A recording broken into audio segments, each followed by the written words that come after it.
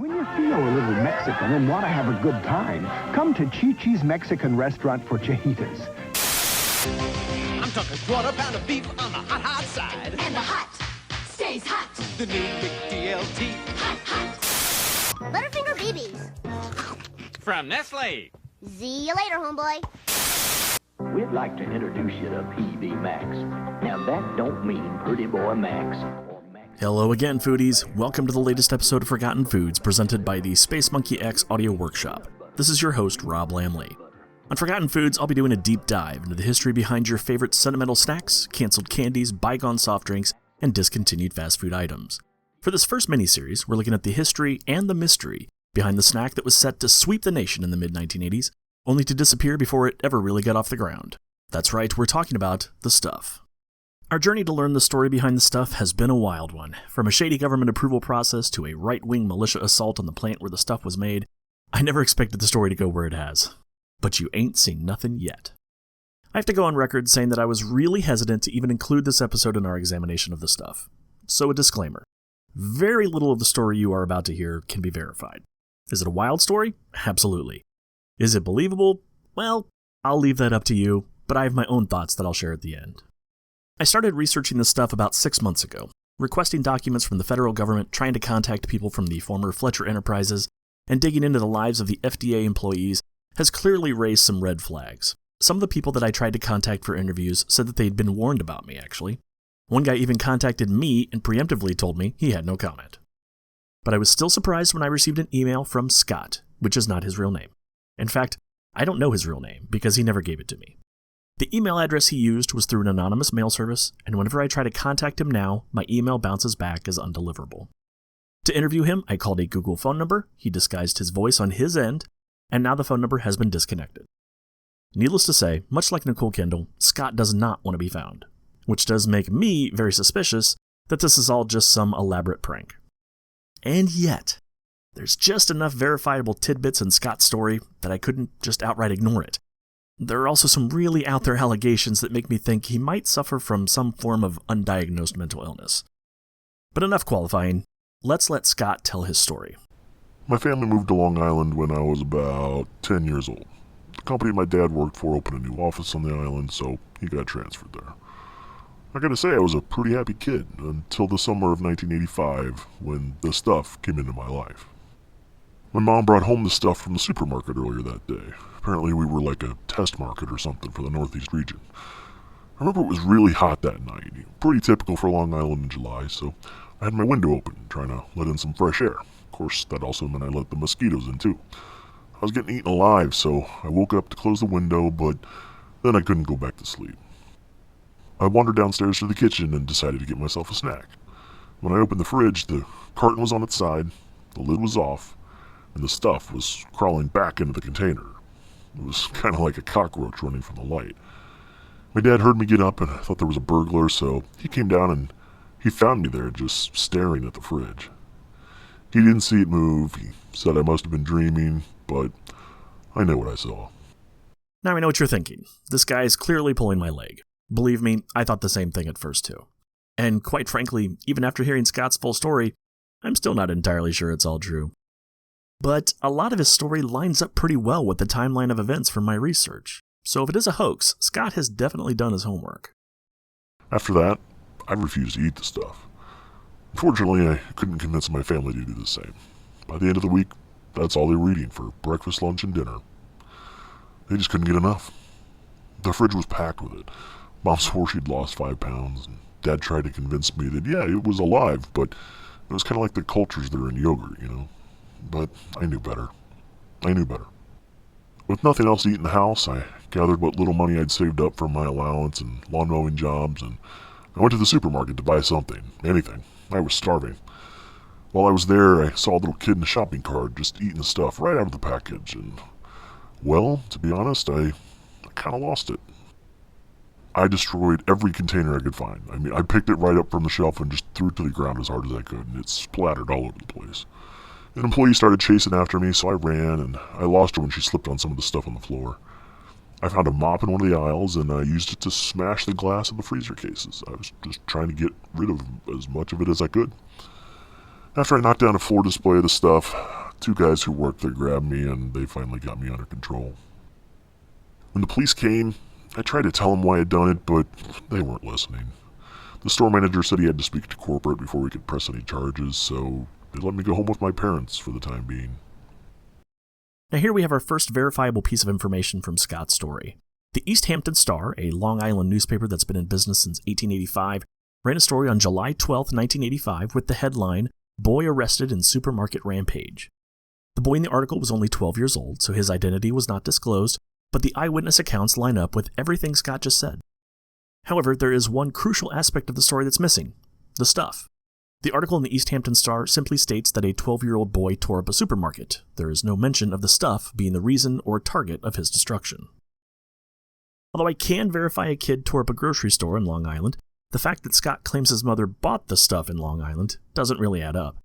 If that were true, according to the former FDA employee I interviewed back in episode 3, there should be some stuff containers that list the ingredients. As you might recall, the FDA does not require ingredients listed on packaging until that product is sold across state lines. Good Stuff Inc. was based out of Midland, Georgia. Therefore, if Scott's mother bought the stuff in Long Island, New York, at least the containers sold in New York should have had the ingredients listed.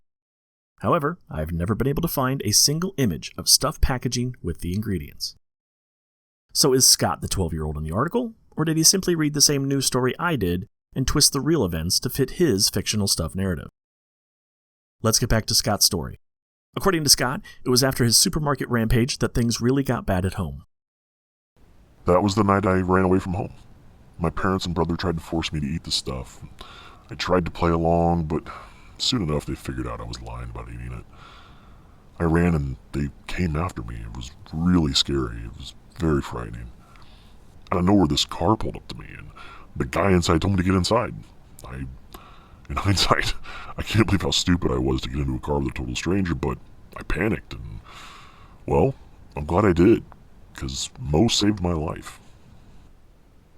Mo is David Mo Rutherford, a former FBI agent dismissed from the Bureau in 1977. Mo is accused of taking bribes from the Colombo crime family, one of the famous 5 families of New York's mafia scene, the very family he was supposed to be investigating. Mo later found work as a licensed private investigator, but according to Scott, Mo was also involved in corporate espionage. Scott said Mo was hired by a rival dessert company to try to steal the stuff's recipe so that they could copy it. Scott said that never happened, though, because he claims there was no recipe. Well, I guess that's one thing you can say about this stuff. It was all natural. I don't know what it was, but there was no artificial anything in it. The stuff was simply scooped up from a lake that seeped out of the ground. I can understand a tired kid dreaming that he saw the stuff move in his refrigerator at 4 a.m., but the idea of the stuff being some kind of natural product that is collected from the ground, that seems a little far-fetched. With such an odd primary ingredient, the FDA would have surely required testing and perhaps even an on-site inspection to ensure whatever the stuff was, that it was being harvested in a manner that would be safe for consumption. Our friendly, anonymous former FDA employee confirms this for me. Oh, absolutely. We would have done an on-site visit. There are certain natural products, almonds, peanuts, cranberries, etc., whose harvesting methods are well known and we'd accept them as safe. But if you tried to incorporate a crop or other natural ingredient that was not commonly used, we would have made sure it was being collected and processed in a way that met our standards for safety. But Scott's wild tale doesn't stop with a lake of stuff. That night, Mo, Nicole, and I flew to Midland on a private jet, which was pretty cool for being a kid. I fell asleep on the plane, and when I woke up, Mo and Nicole were gone, and the stuff was coming after me. You heard that right. Scott claims Nicole Kendall was on the plane with Mo Rutherford. As to the stuff coming after me, Scott said that the stuff was streaming out of one of the compartments on the private plane owned by Fletcher Enterprises, and it was moving towards him almost as if it had a mind of its own. He was able to escape out of the luggage hatch at the back of the plane and ran off into the Georgia wilderness. After wandering for some time, he came upon a mining operation run by Fletcher Enterprises. Or so it seemed. The mine was closed, but that was just a cover anyway. The processing plant was still operational, and they were cranking out the stuff as quickly as they could collect it from the lake. As I mentioned in episode 4, Fletcher Enterprises did have a clay mine near Midland, so this does check out. Scott claims he, along with Rutherford and Kendall, were able to commandeer a truck full of the stuff from the Midland plant. Rutherford had the idea to drive to Colonel Spears' compound and convince Spears to go back and raid the plant. Scott claims he was witness to the carnage that day. The police got it almost all wrong. The man at the front gate, that they got right.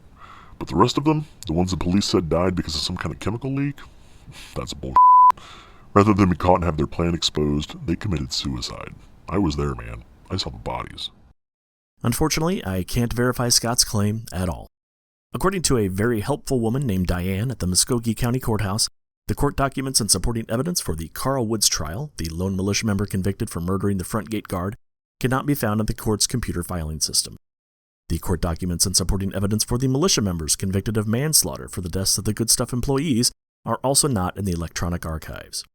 Diane told me if the files were there, they should have been scanned back in 2012 when the courthouse went digital. Sadly, all paper files were destroyed after being scanned, so if it's not in the computer filing system, it simply no longer exists.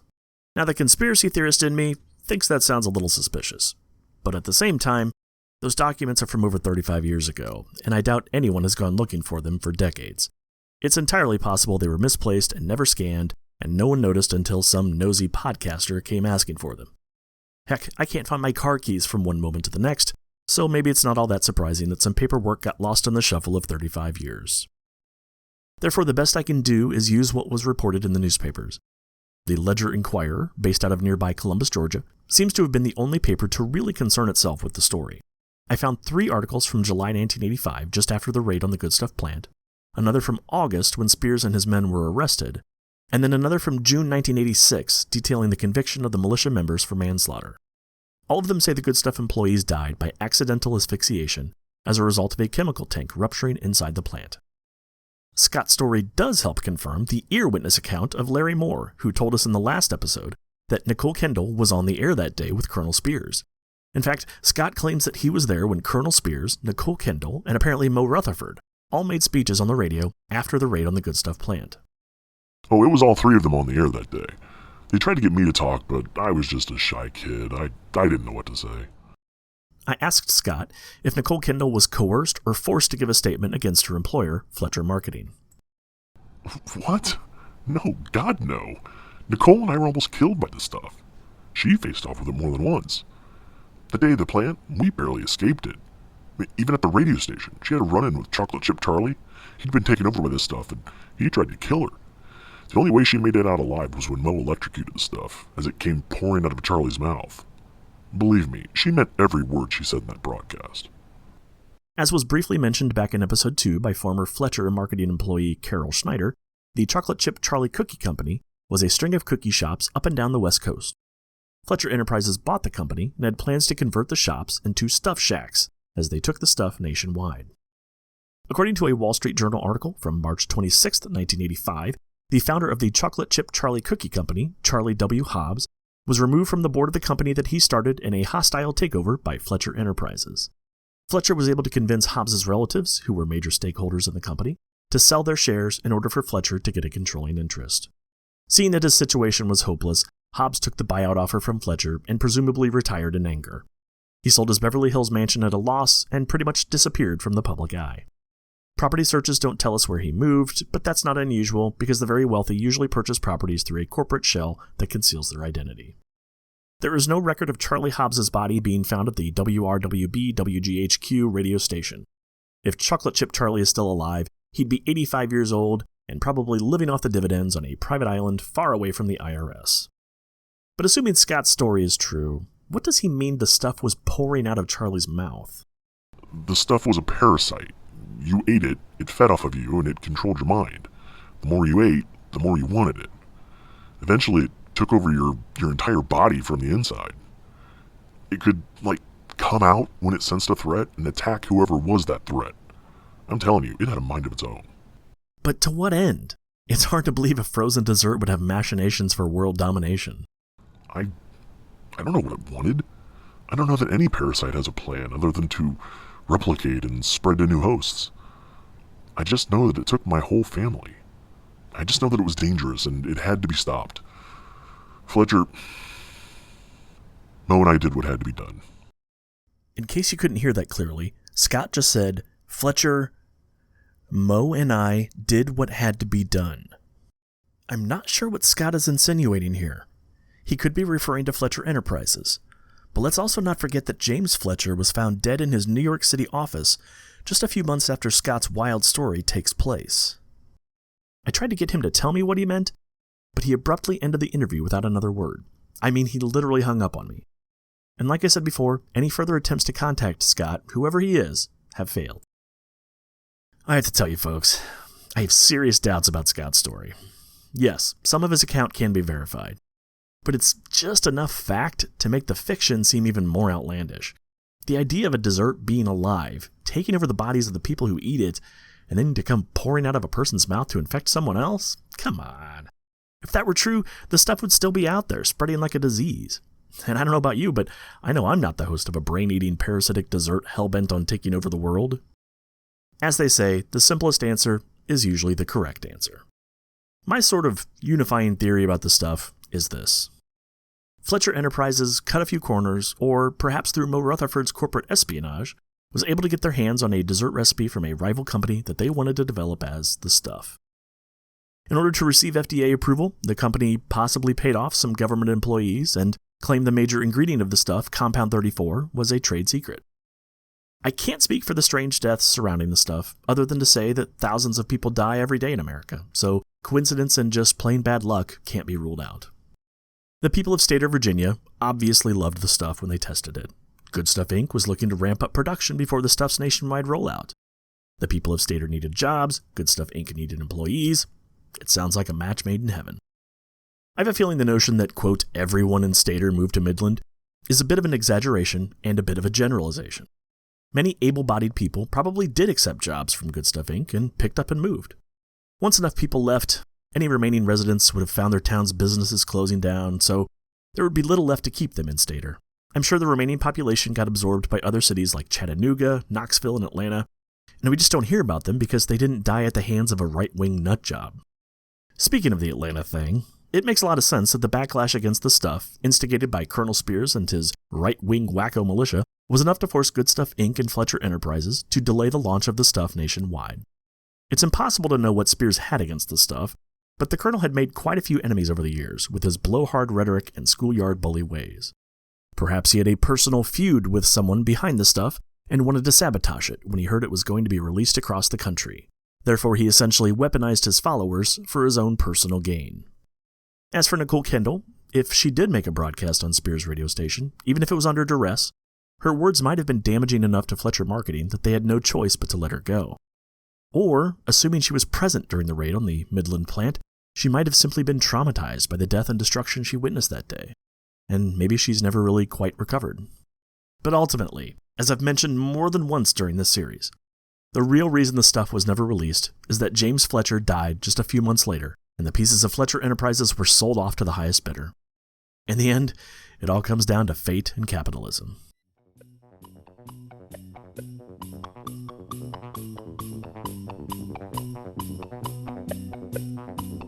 And with that, I think we've come to the end of our first series of Forgotten Foods. I'd like to thank all of my guests for agreeing to appear on the show. I'd also like to thank the helpful employees of various government agencies who compiled documentation for me. I'd also like to thank our sponsor for this podcast series, The Taste from Cohen Confections. Fresh from your grocer's dairy department, The Taste is a brand new snack sensation. It combines the great flavor of ice cream with the health benefits of Greek yogurt, including advanced probiotics, more calcium, more protein, and fewer carbs than the leading brand. Pick some up at your local supermarket today, and you'll agree that one taste is all it takes. Thanks for checking out Forgotten Foods, presented by the Space Monkey X Audio Workshop. If you have any suggestions for future episodes, if you have any comments or questions about our current series, reach out to us on Twitter at SpaceMonkeyX. Head over to our website, spacemonkeyx.net, for this episode's show notes, as well as links to our other podcasts. This has been your host, Rob Lammle. Thanks again for listening, and I'll see you all next time.